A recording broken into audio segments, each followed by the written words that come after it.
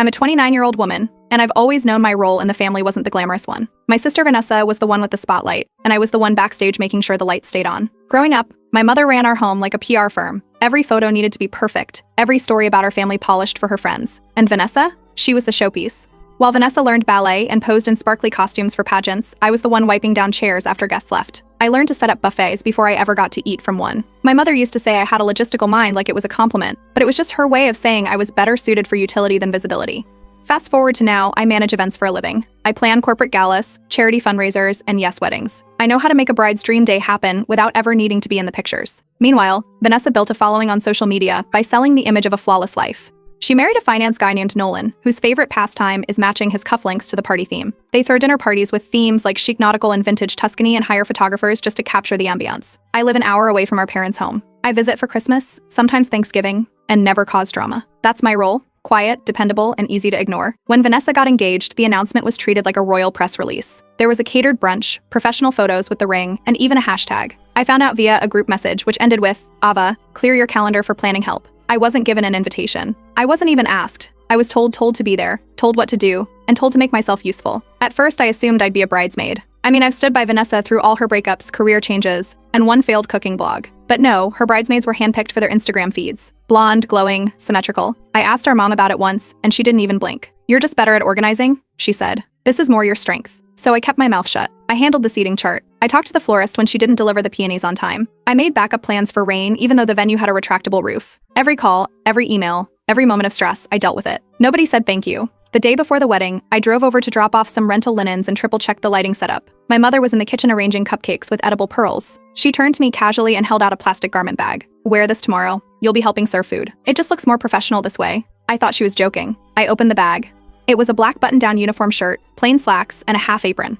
Tucked inside the apron pocket was a plastic name tag that read Ava. I froze. I asked why. She shrugged. So guests don't get confused. You'll be near the food, and it's better if you look like you're part of the staff. The next morning, I got dressed in that uniform and drove to the venue. The other servers, the actual catering staff, were all wearing crisp white branded shirts. My black outfit made me look like I didn't belong anywhere. Guests gave me curious looks. A few tried to hand me their coats. One man gave me a $5 tip and asked for more ice in his bourbon. When the photographer arrived, I noticed him scanning the room and adjusting his lens anytime I walked into the frame. I overheard my mom saying, "Let's keep the background clean, no clutter in the family shots." And then came the speeches. Vanessa stood up in her designer gown, glowing under soft lights, and raised her glass. She gave a heartfelt thank you to everyone who supported her through the planning.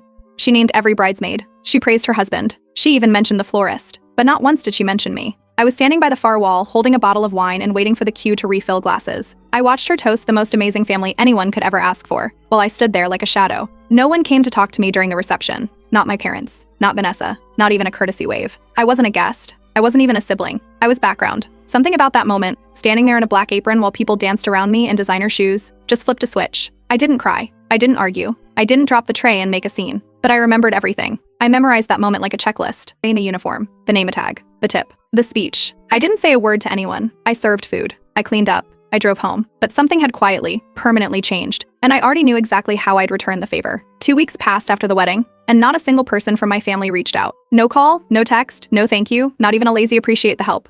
It was like I didn't exist. Or worse, like they assumed I was fine with everything, because I hadn't made a fuss.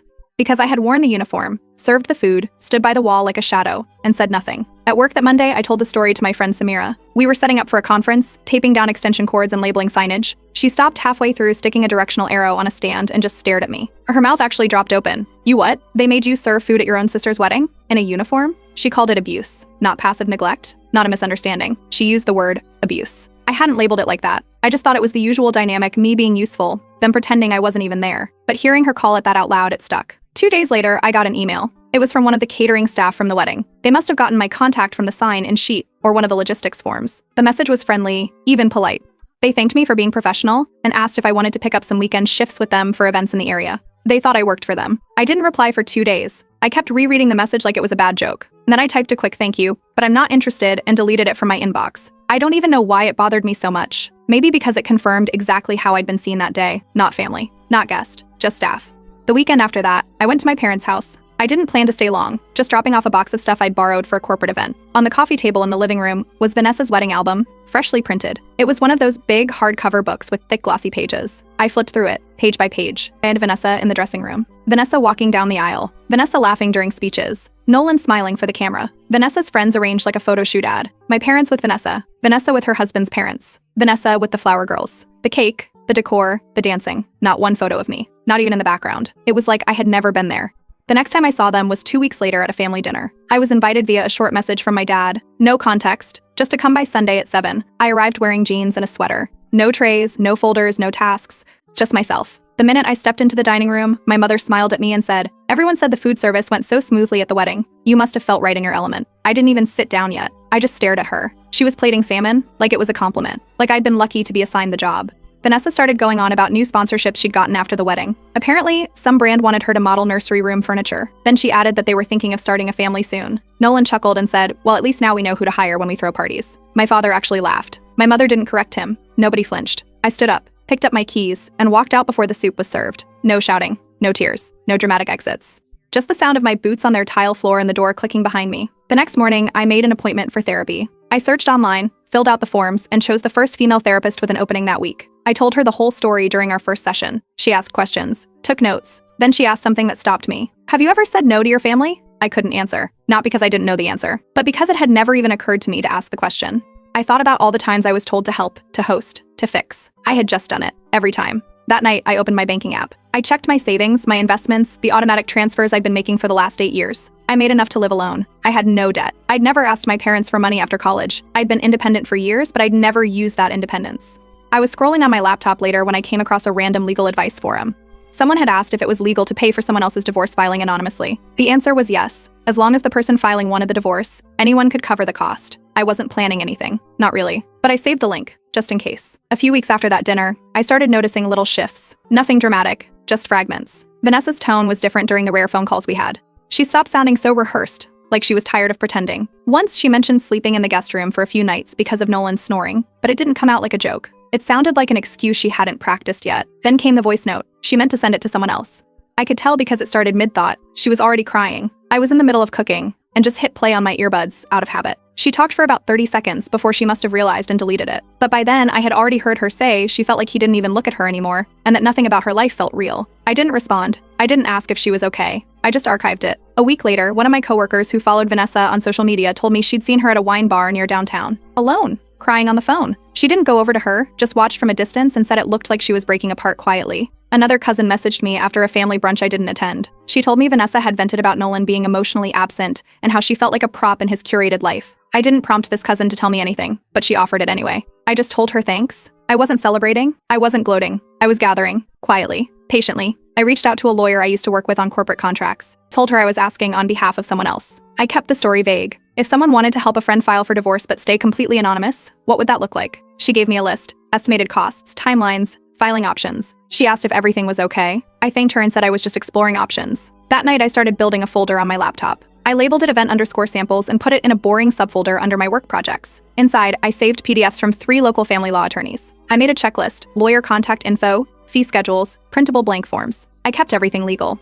No hacking, no digging through phones. Just what anyone could collect with time and an internet connection. I didn't plan to send anything. Not yet. I just wanted to be ready. Vanessa spoke again to our cousin during another brunch. Said she felt like a stranger in her own house, but didn't know how to bring it up. Said Nolan was starting to schedule trips without telling her, and when she asked if she could come along, he told her that's not really the vibe. I didn't say anything, but the next day, I mailed a plain envelope to her apartment. No return address, no note, just a neatly folded stack, 3 pamphlets for local divorce lawyers, and 1 printed filing form with nothing filled out. 2 days later, Vanessa called our mother. I know this because our cousin was at the house and overheard the entire thing. Vanessa was crying, asking if she thought someone's trying to send me a message. My mother brushed it off. Said cold feet were part of marriage. Told her to stay focused on her brand and not to over-dramatize a bump in the road. But Vanessa didn't throw the envelope away. A week later, the same cousin went over to help her pick outfits for a brand shoot.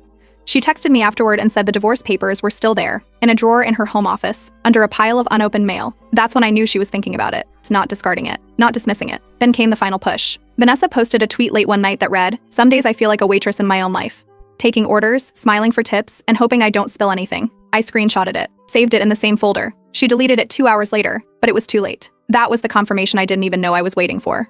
I downloaded the court filing forms and pre-filled everything I could, except for the signature line. I made sure nothing could be submitted until Vanessa herself signed it. I included a check to cover the cost, just in case she decided to take the step. On top, I placed a small note, typed in plain black font on white paper. It said, "No one sees the waitress, but she sees everything." At the bottom, instead of a name, I signed it, "Your Waitress." I sealed the envelope and addressed it to her home. This time, I paid for priority delivery with tracking, not to rush her, just to be sure it arrived. No return address, no clue, no fanfare, just options, delivered. I printed out the completed divorce forms, double-checked every line, and signed where the form asked for the sender's name. I used clean, sharp handwriting. Nothing fancy. I didn't want this to look like a threat or a prank, just professional, quiet, intentional. I bought a prepaid card in cash from a corner store 2 neighborhoods over. I loaded just enough to cover the court's filing fees and a small courier service that didn't require identification or a return address. I placed the forms in a neutral envelope, added a folded note card, and sealed it all without hesitation. The note inside read, "From your waitress. I thought you deserved better service." I dropped the envelope off with the courier late Wednesday night.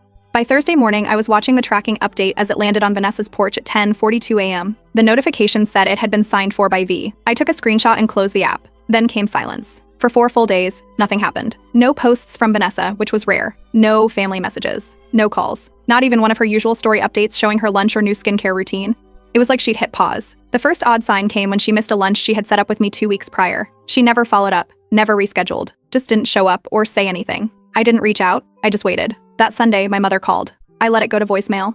Her message was clipped, more annoyed than worried. She asked if I'd seen Vanessa recently, said she'd missed brunch at their place and hadn't called or texted to explain. I could hear the confusion in her voice. Vanessa was the one who never missed a social calendar obligation. Later that evening, the family group chat lit up. Our mother was sending message after message asking if anyone had heard from Vanessa. She mentioned checking her social media and seeing nothing new. Even Nolan hadn't liked or commented on anything in days. Ava didn't respond. I didn't need to. On Tuesday, our mother called again. This time I picked up. She launched into small talk and then slipped in a comment. Vanessa's husband stormed out last night. Slammed the door so hard it knocked a photo off the hallway wall. I kept my voice neutral, asked nothing, offered nothing, and let the conversation drift back to safe topics. That afternoon, my office phone rang. It was the front desk line, the one rarely used by clients. A voice asked to confirm payment on a retainer made to one of the law offices I'd included in Vanessa's envelope. So I paused for a second and then said, "This is the receptionist. I'll pass your message along." I hung up and unplugged the phone. The next day, I had another session with my therapist. I brought everything to her, start to finish. She listened closely, took notes, didn't interrupt. When I finished, she tilted her head and said, "You've always helped your family manage their chaos. This just sounds like a new version of that." She didn't tell me I was right or wrong, just that it was a pattern I was now choosing to control. That night, I almost started to question myself. Almost. I sat on the edge of my bed and thought about whether it had gone too far. Then I remembered my mother handing me that uniform and apron while everyone else got florals and heels. I remembered the photographer angling me out of the frame. I remembered clearing wine glasses while Vanessa thanked every other person in the room. By Thursday, the silence cracked. My mother texted me individually. That alone was a first. She usually issued orders through the group chat. Her message was short. "Can you check on Vanessa? You're good with logistics and crises." No demand, just a question. It wasn't phrased like a command, and that shift told me something had changed. I replied once, plainly, "Only if Vanessa invites me herself." The next morning, a text came in from Vanessa's number. "Just 5 words, did you send me those papers?" I stared at it for a second, before typing. "Why would you ask me that?" The reply came back, "Because only you would have made it poetic." I didn't reply again. I didn't need to. Vanessa called me on a Tuesday afternoon. Not a message, not a voicemail, an actual call. The first one in years where she didn't just want me to solve something, or fix a schedule. I almost didn't answer, but I did. Her voice sounded calm, like all the crying had already been done. No panic, no accusations. She didn't dance around it. Said she'd thought about divorce before but had no idea where to start. Said it had always felt too overwhelming, too big to figure out alone. Then she said, "Someone made it easier. I just don't know who." I didn't confirm. I didn't deny it either. I kept my tone level and asked what she meant.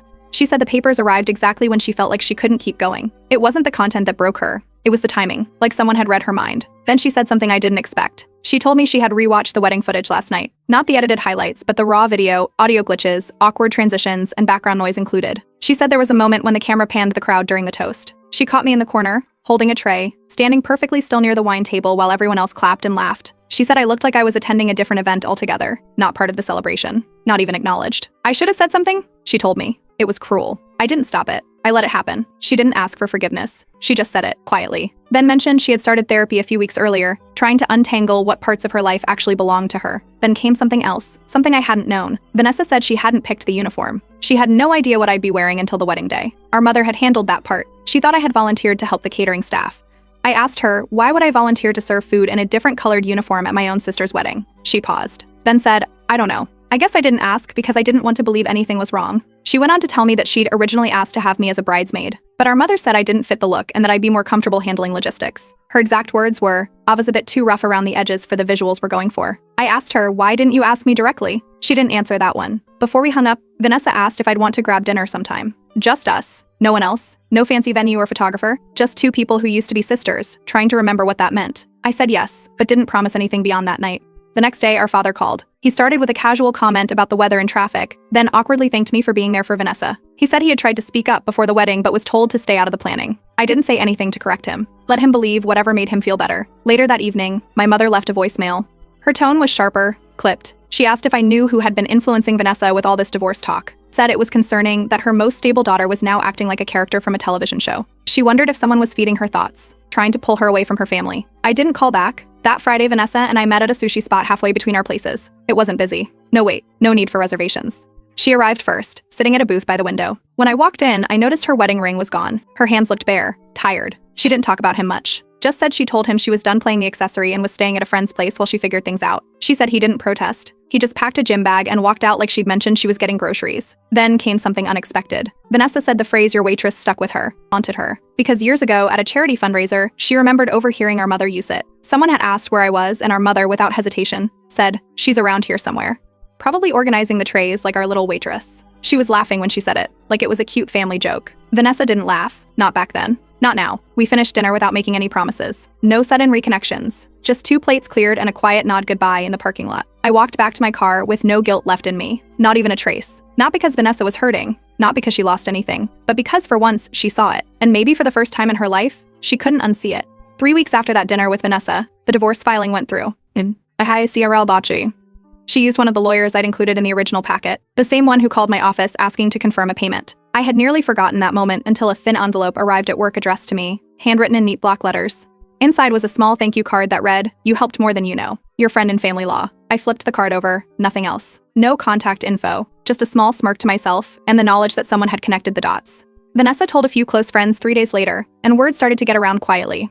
Not in her usual curated style, but with a simple caption over a black and white photo of her hand, "No ring." She wrote, "Sometimes strength means walking away, even if you're the one who built the stage." The tone was different. No filters, no ads, no hashtags. The reaction wasn't kind. A few sponsors quietly pulled their partnerships. One brand publicly announced they were pausing collaborations to reassess alignment. Her engagement numbers dropped. The comment sections turned from support to critique. Some called it brave. Others accused her of failing the perfect wife image she had built. At home, the fallout hit faster. Our mother didn't wait for context. She stormed straight into blame. She called twice in one day, left back-to-back voicemails, then sent a full essay-length text. Not to Vanessa, to me. She accused me of planting ideas in Vanessa's head, of destroying years of stability, and of being jealous of what Vanessa had. Then she ended the message with a sharp demand, "Fix this. You're the reason our family is falling apart." I didn't yell. I let her finish ranting, then calmly said, "This is the last favor I'll ever do for this family." And it was anonymous, remember? She hung up. Our father stayed out of it. He texted me later that week saying he just wanted peace and hoped things would settle down soon. That was it. No sides. Just a neutral sentence designed to avoid conflict. Classic.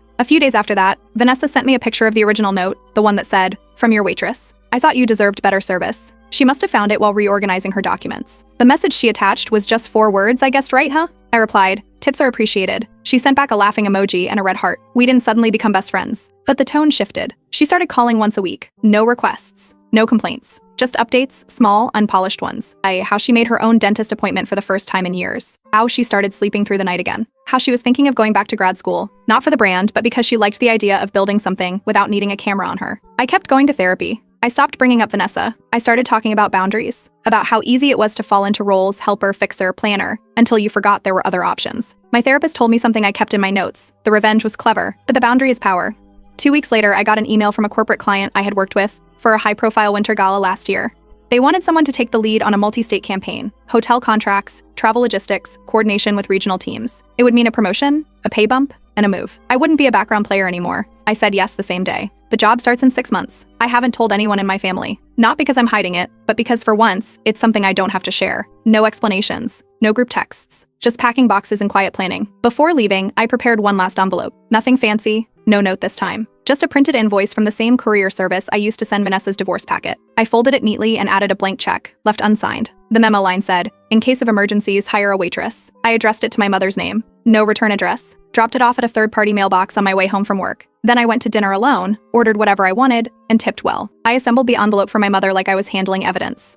Inside was a copy of the legal receipt from Vanessa's divorce filing, a fake thank you card I printed on heavyweight cardstock from the same lawyer who'd unknowingly helped, and one last item, laminated, center-folded, impossible to miss, the original Your Waitress note. The card looked professional, short, polite. Thank you for trusting our office to assist your family. We're always here for future matters. I signed it in block letters with the name D, teller, then sealed the envelope shut. No return address, no name, no logo. Just a plain white envelope hand-delivered to my mother's front door on a Tuesday at 1:52 p.m. I timed it precisely 10 minutes before she usually left for her weekly garden club. The neighborhood was always buzzing with gossip, the kind that spreads before the mail even gets picked up. Later that night, someone posted a blurry video of the envelope being slid under her door. No face, no identifying features, just a hand in a denim jacket. I watched the clip once, then cleared my browser history and forgot the group existed. For 2 days, nothing happened. No forwarded memes in the group chat, no unsolicited health articles, no sarcastic comments disguised as family updates, just silence. On the third night, my phone rang. It was her. I let it go. It rang again. Then once more. Eventually, a voicemail landed. Her voice was like ice, clipped and flat. If this is your idea of redemption, consider it failed. This is beneath you. A minute later, a text followed. I didn't raise you to be petty. I took a screenshot and archived both. No reply. That weekend, Vanessa showed up at my apartment unannounced. She knocked once, holding up a to-go coffee in one hand and a brown paper bag in the other. Peace offering, she said. We sat at my kitchen counter with takeout sushi and coffee, the windows cracked open. She asked if I had any packing boxes. I pointed to the stack in the corner. She helped herself to the tape and began folding them while we talked. No one led the conversation. It just unfolded. She told me she had suspected it was me from the moment she saw the laminated note, not because of the handwriting, not even the phrasing, but because the message was too specific. It wasn't a random gesture. It was a coded response to something only we both had lived. She said she replayed the wedding toast video several times after finding the note, watching for the moment where I walked behind the crowd with a wine bottle, all invisible to everyone in the room. She didn't say thank you, not with the word. Instead, she said I would have stayed in that marriage forever if someone hadn't handed me the exit. We talked about our childhood, how our house wasn't loud or angry, just heavy with pressure, how we both mistook obedience for loyalty, how we were rewarded for keeping our voices low and our needs even lower. She said the silence between us wasn't just from neglect, it was survival. She asked one thing before leaving. Do you think Mom will ever admit what she did? I didn't pause. Not to us. But now she knows we won't play along. She nodded. We didn't hug. We didn't cry. She just helped me tape another box and labeled it kitchen stuff. The next week, I finished up my final day at work. No one knew I was leaving town for good except my supervisor, who offered a warm handshake and a glowing letter of recommendation. I had a lease signed in another state, a furnished apartment waiting, and a calendar full of flight dates and event rollouts. Before pulling out of town, I made one final stop. I drove to my parents' house just after sunset. No cars in the driveway. The curtains drawn. I got out of the car, walked to the front gate, and stuck something to the latch with a piece of yellow sticky note. It was a printed copy of the wedding caterer's sample menu. Next to it, I wrote, "Keep it. You may need service again soon." Then I left. No grand exit, no final message in the family chat, no confrontation, just a clean departure. I never heard her say sorry. I never expected her to. But that laminated note, the one I sent with surgical precision, did more than words ever could. It served her.